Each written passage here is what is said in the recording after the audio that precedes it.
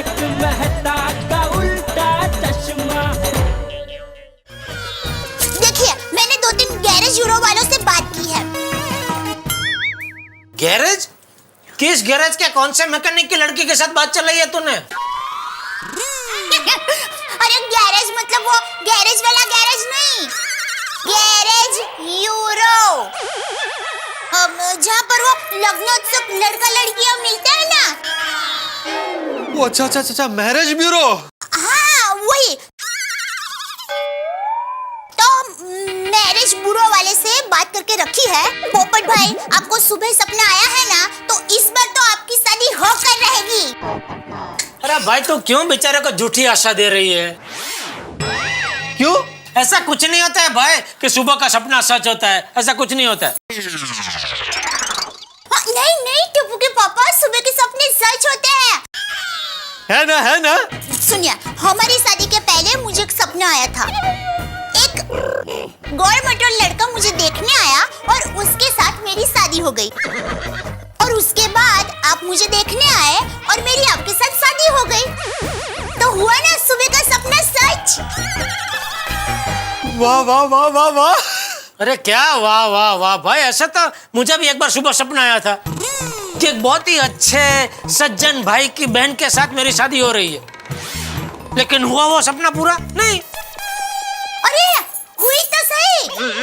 मेरा वीरा अच्छा भी है और सज्जन भी है, और वो वीरा की बहन यानी मैं, और मेरी शादी आपके साथ हुई, यानी हुआ ना सुबह का सपना सच।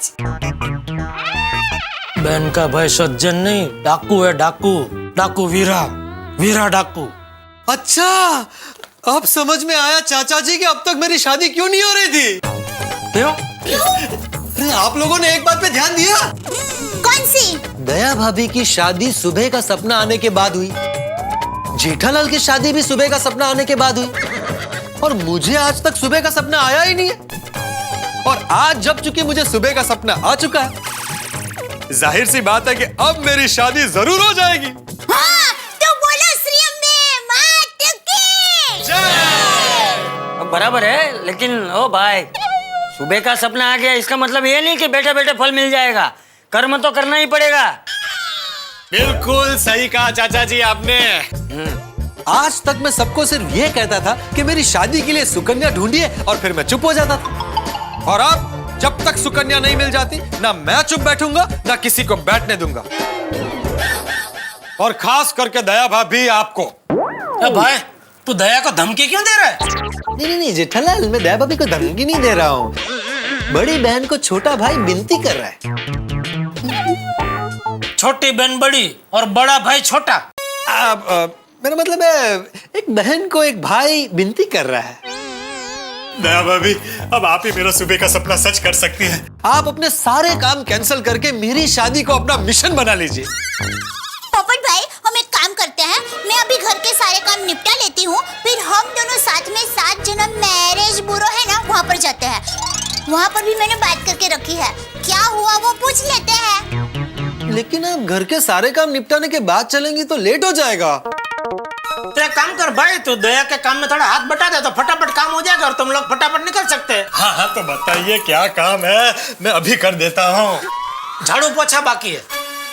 दया भाभी लाइए झाड़ू और पोछा, अभी कर देता हूँ। अरे पोपट भाई, टप्पू के पापा मजाक कर रहे हैं।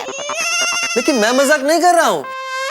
जितना फटाफट हम दोनों मिलकर काम करेंगे, उतने फटाफट सारे काम हो जाएंगे, और फिर हम फटाफट मैरिज ब्यूरो पहुंच जाएंगे।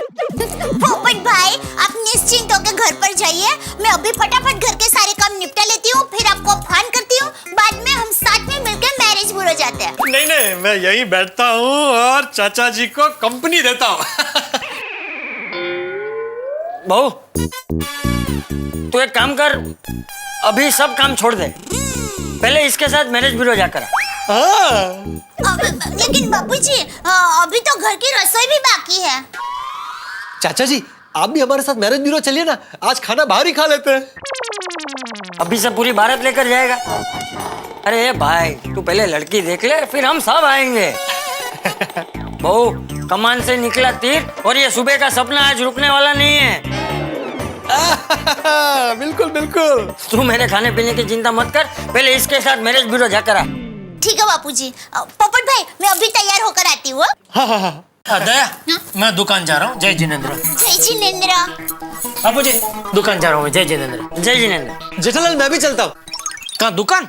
नहीं नहीं, मेरे घर। दया भाभी तैयार हो रही है तो मैं भी तैयार हो जाता हूँ ना। मैं तुम्हें नीचे कंपाउंड तक कंपनी देता हूँ।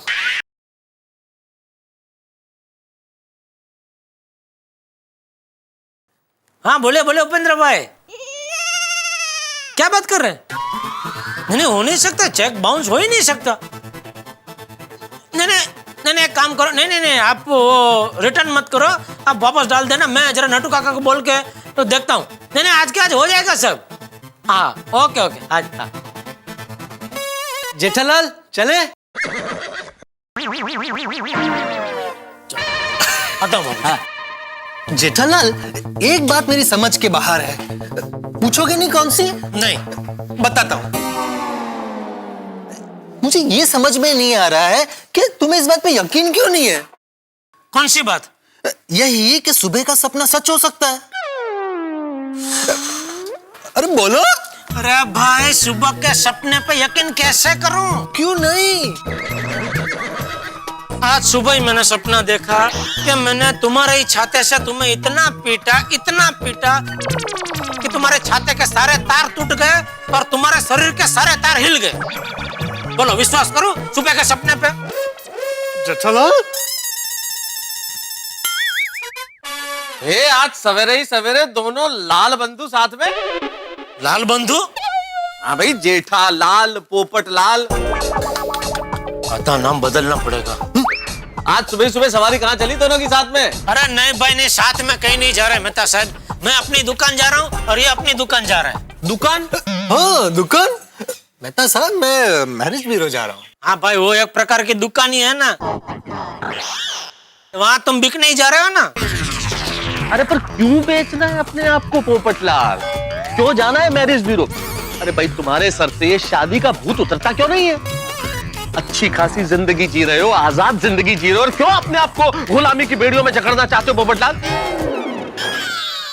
मैं तो सब धीरे बोली, अंजलि भाभी ने सुन लिया तो लेने के देने पड़ जाएंगे। इसको आगे लाओ। हाँ भाई साहब बुला रहे हैं। साहब मेहता साहब। हाँ थैंक यू। भाई अपने आप के दुश्मन क्यों बने हुए हो तुम पोपटलाल? ये क्या बोल रहे हैं मेहता साहब? सही बोल रहा हूँ पोपटलाल, सही बोल रहा हूँ। आज तुम्हारी जिंदगी देखो आजाद पंछी की तरह है। कोई रोकने वाला है? कोई सवाल पूछने वाला? जिधर जाना चाहो जाओ, जहां नहीं जाना चाहो मत जाओ, जो चाहो करो, कोई सवाल नहीं है तुम्हारी जिंदगी में। लेकिन कल को अगर शादी हो गई ना तो कपड़े भी अपनी मर्जी से नहीं पहन पाओगे। नहीं नहीं, आप बोलो, मैं खाली नजर रख रहा हूँ। अगर अंजलि भाभी आ गए तो आपको बता दूंगा। बोलो बोलो। Thank you.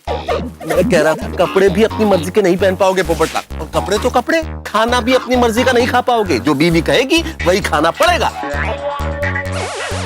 अरे आजादी छिन जाएगी भाई तुम्हारी, गुलाम हो जाओगे तुम।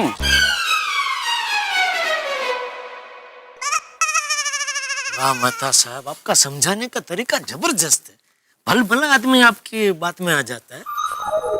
God gift. मेहता साहब, कुंवारेपन की आजादी से मुझे शादीशुदा होकर गुलाम रहना मंजूर है। जेठालाल मैं जा रहा हूँ दुकान। दुकान? अरे भाई ऑफिस जा रहा हूँ। मेहता साहब, पति और पत्नी मतलब बादल और बरसात, चांद और चांदनी, कागज और कलम। अरे जैसे धरती और गगन मिलते हुए दिखते हैं पर मिलते नहीं कभी। और अगर कभी गलती से मिल भी गए ना तो जैसे माचिस और तीली। बराबर है जेठालाल। आप जैसे दोस्तों से तो दुश्मन अच्छे। जा अभी। अब तो जा ही रहा हूँ, तैयार होने मैरिज ब्यूरो जाने के लिए। कुछ भी हो जाए जेठालाल, आज मैं शादी करके रहूंगा। तो करने भाई, मारा बापा ना કેટલા ટકા? કૂતરાની પૂંછડી વાંકી તે વાંકી। Babita ji, hi. Good morning Babita ji. Good morning. Good morning Iyer भाई। Good morning. क्या सुबह सुबह कहाँ चली सवारी बबीता जी, वो भी अय्यर भाई के साथ? क्या मतलब? नहीं, सुबह सुबह आप तो ऑफिस जाते हैं ना, आप भी साथ में लेबोरेटरी जा रहे हैं?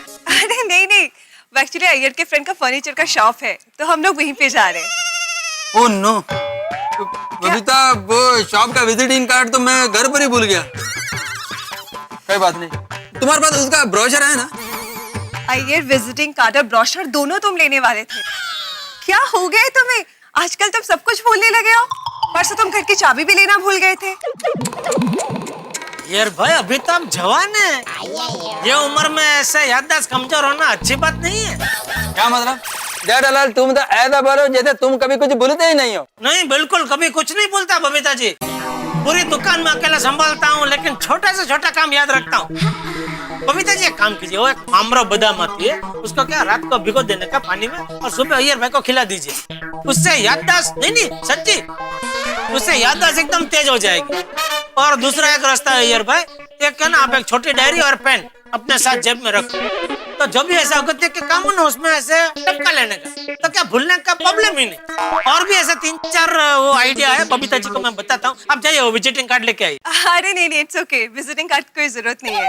अय्यर के पास उसके दोस्त का नंबर है, तो हम कॉल करके एड्रेस पता कर लेंगे। बबीता जी आप बादाम खाते हैं? नहीं। बोलो देखो अय्यर भाई, बिना बादाम खाए कितनी तेज याददाश्त है बबीता जी की। तुरंत याद आ गया उनको कि अय्यर भाई के पास उसके दोस्त का नंबर है, फोन करके एड्रेस ले लेंगे। ये ऐसी याददाश्त होनी चाहिए, जबरदस्त। टप्पू के पापा, बबीता जी, अय्यर भाई, हाय। हाय दया भाभी। हाँ बोल दया। जरा 1 मिनट यहाँ आइए ना। हाँ बोलने क्या है? अरे आपको एक चीज देनी है। 1 मिनट अभी है मैं। हाँ। क्या देना है? क्या है ये? पहले पकड़िए फिर बताती हूँ। मोजे है। अच्छा जल्दी जल्दी में मोजे पहनना ही भूल गए।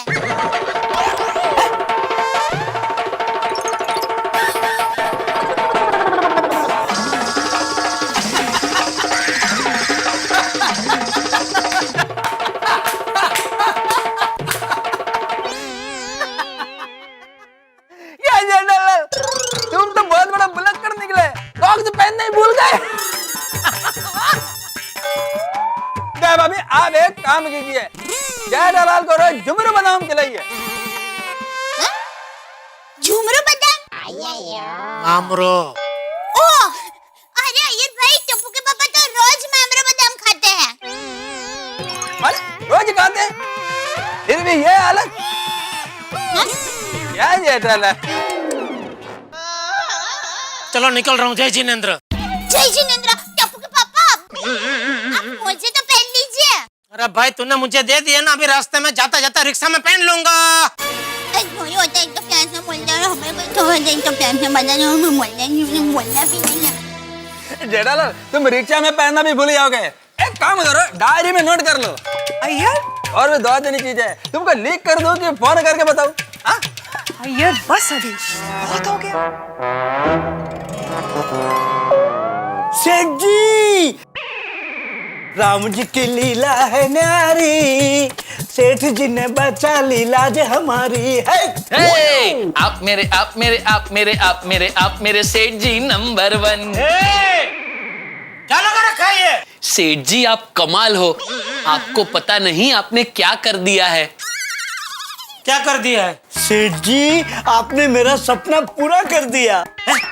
हाँ, वो भी सुबह का सपना। ये भगवान, यहाँ भी सुबह का सपना। सेठ जी सुनिए तो सही, आज सुबह सुबह मुझे सपना आया था कि आप ठीक 9:12 पर दुकान में एंटर होंगे और अभी ठीक 9:12 पर आप दुकान में दाखिल हो गए। तो उसमें इतना खुश होने वाली क्या बात है? अरे खुश होने वाली बात तो अभी आगे है। फिर इसी सपने में आप मेरी पगार बढ़ाते हैं और फिर बागा से कहते हैं, बागा इस खुशी के मौके पर सबको मेरी तरफ से फालूदा पिला दो। माफ करना नट्टू काका, मुझे आपको बताते हुए बेहद खेद हो रहा है। आपका सुबह का सपना सच नहीं हुआ है। क्योंकि ना ही मैं आपकी पगार बढ़ाने वाला हूँ और ना ही फालतू में आपको फालूदा पिलाने वाला हूँ। नमस्ते, क्या मैं अंदर आ सकती हूँ? बागेश्वर जी। वाह, अंदर आने के बाद आप पूछ रहे हैं क्या मैं अंदर आ सकती हूँ? सॉरी, गलती से मिस्टेक हो गई। कोई बात नहीं बावरीटा। बावरी जी, बड़ी बड़ी दुकानों में ऐसी छोटी छोटी गलतियां होती रहती हैं। थैंक यू बागेश्वर जी। बोलिए, कैसे आना हुआ? वो क्या है ना, मुझे सुबह सुबह सपना आया था कि बागेश्वर जी को फालूदा खाने का मन हो रहा है, तो मैं उनके लिए फालूदा लाई हूँ। फालूदा? नटो काका, बाका फालूदा। फालूदा, तुम फालूदा लाई हो? हाँ, मैंने ठीक किया ना गट्टू काका? अरे ठीक तो किया, लेकिन गट्टू काका नहीं, नट्टू काका। हाय हाय, गलती से मिस्टेक हो गई। कोई बात नहीं बावरी जी, भोली भाली लड़कियों से ऐसी मासूम वाली गलतियां हो जाती है। हो जाती है। फालूदा लाने के लिए thank you very much Bawri ji. Thank you मत कहिए बागेश्वर जी। देखा सेठ जी, मेरा 2/3 सपना पूरा हो गया। बस अब आप मेरी पगार बढ़ा दीजिए तो पूरा का पूरा सपना पूरा हो जाएगा।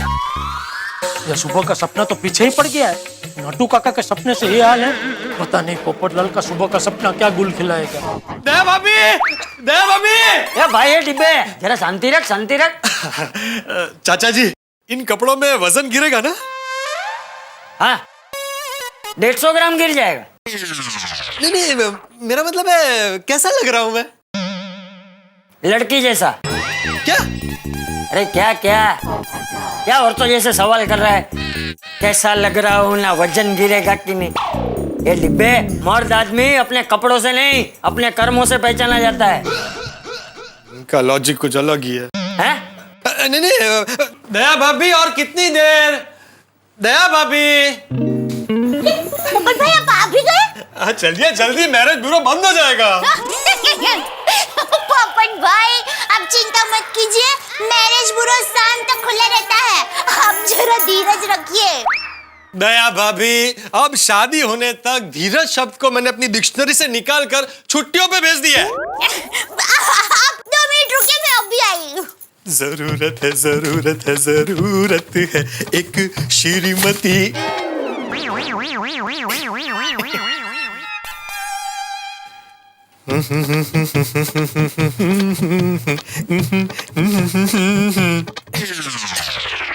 दया भाभी।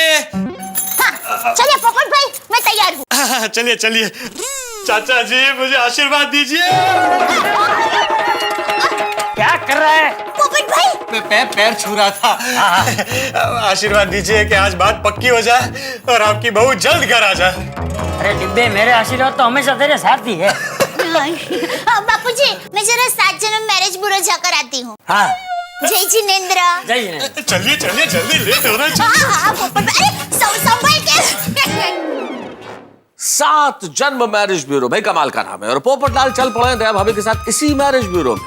7 जन्मों का रिश्ता जो बनाना है उन्हें। लेकिन आपको क्या लगता है कि शादी का लड्डू इतनी आसानी से खा लेंगे पोपटलाल? मुझे तो लगता है कि भाई उन्हें अभिमन्यु की तरह कई चक्रव्यूह पार करने पड़ेंगे शादी के मंडप तक पहुंचने से पहले। मसलन मैरिज ब्यूरो गए तो लड़की मिलेगी या नहीं, लड़की मिल गई तो उन्हें पसंद करेगी या नहीं, लड़की ने मान लो पसंद भी कर लिया तो घर वाले पोपटलाल को पसंद करेंगे नहीं, मान लीजिए घर वालों ने भी पसंद कर लिया तो कुंडली मिलेगी या नहीं, मान लीजिए कुंडली भी मिल गई तो शादी तय होगी या नहीं, मान लीजिए शादी तय भी हो गई तो फेरों तक बात पहुंचेगी कि नहीं।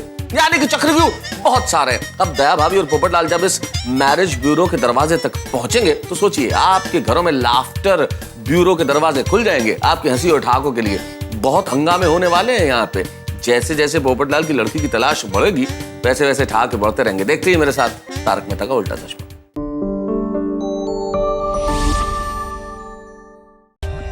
For more updates, subscribe to our channel, click the show links and enjoy watching the videos.